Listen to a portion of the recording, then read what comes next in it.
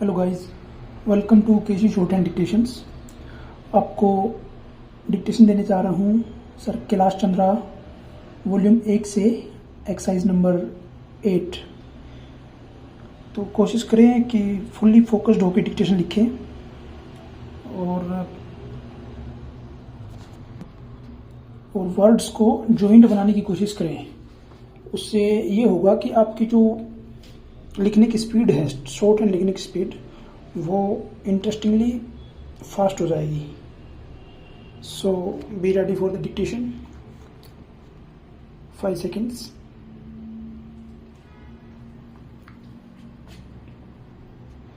Start.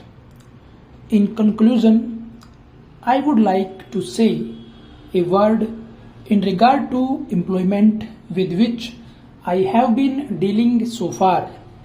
According to the figures supplied, the number of displaced persons from Bangladesh employed through employment exchanges is only 37,000. This is very meager compared with their total number, which comes to 32 lakhs according to the official languages. This is with regard to Bangladesh refugees. The number of displaced persons from Pakistan employed through employment exchanges is not very encouraging, but still it is 75,000.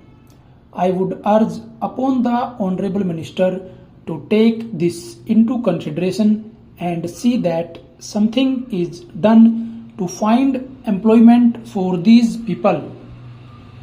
Of course, there is some expenditure incurred on general education and vocational training, but when we look at the number of persons who have been given vocational training, we find that the number already trained and under training is only 17,000. This figure also seems to be very small considering the magnitude of the problem before us. Some programs of general improvement have been undertaken by the government of West Bengal by way of setting up new industries, etc. These programs should be looked into and put into operation with a view to giving more employment to these displaced persons. Within the limited time at my disposal, I shall limit my remarks to refugees from Bangladesh. The first thing which strikes one as one looks at the various brochures and publications that have been given to us is the amount of contradiction one has to battle against. The first contradiction is in regard to the number of persons government think they have rehabilitated in West Bengal. Granting that it is difficult to make a final assessment of the number of refugees who have come from Bangladesh, it is still true to say that at least there should be some sort of parity between what the Union Ministry says and what the West Bengal Rehabilitation Ministry says. Only a few days ago, the West Bengal Minister of Rehabilitation said that there are 22 lakhs of refugees who have to be rehabilitated, but the central government's figures are 31 lakhs. Unless the government know the number of people they have to budget for, it is rather bewildering to know how they mean to plan in bringing about their rehabilitation. As a matter of fact, many other sources believe that the figure is far higher, but in any case, there should be some parity and some idea as to the extent of the rehabilitation problem which still remains before the people of West Bengal. The other contradiction is this.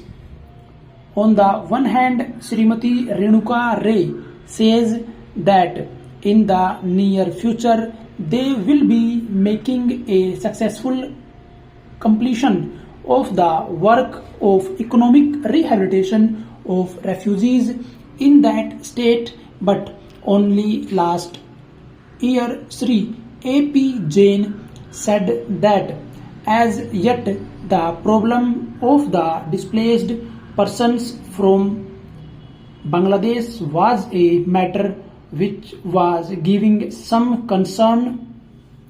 I really do not understand why, in spite of Sri A.P. Jain recognizing that the problem is still quite serious, Srimati Renuka Ray should have made a statement. Yet, when we heard the Honorable Finance Minister, we find that there has been a big shortfall in rehabilitation budget.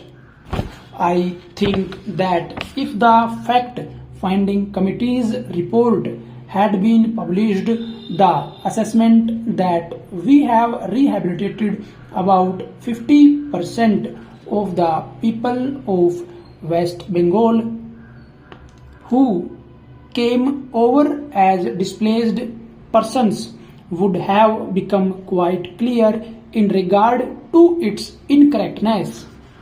As a matter of fact, when we went round the camps and colonies in West Bengal, we found that as yet not more than 15% of the people have been rehabilitated in the sense that they are able to eke out their subsistence on the poorest levels. It is not more than 15%, and I think the figures of the fact-finding committee are still lower. I think this is something that we have to take very seriously and put our minds to and apply all the resources that we have to find out how we will be able to tackle this problem of rehabilitation. Now, coming to the question of relief, I feel that until we are able to give really proper rehabilitation, we cannot withdraw relief.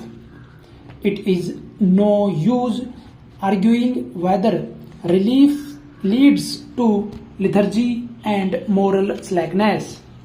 Unless our rehabilitation policies are fruitful, have we any right to starve the people to death? As a matter of fact, Sri A.P. Jain may know that in West Bengal the incidence of tuberculosis amongst the refugee population is very high. Only a small percentage of them is catered for by the medical relief given by the Directorate of Rehabilitation. If I am to tell you the tragic fate of the refugees in West Bengal, I would refer you to a report which appeared in February 1954. Stop. Hello guys.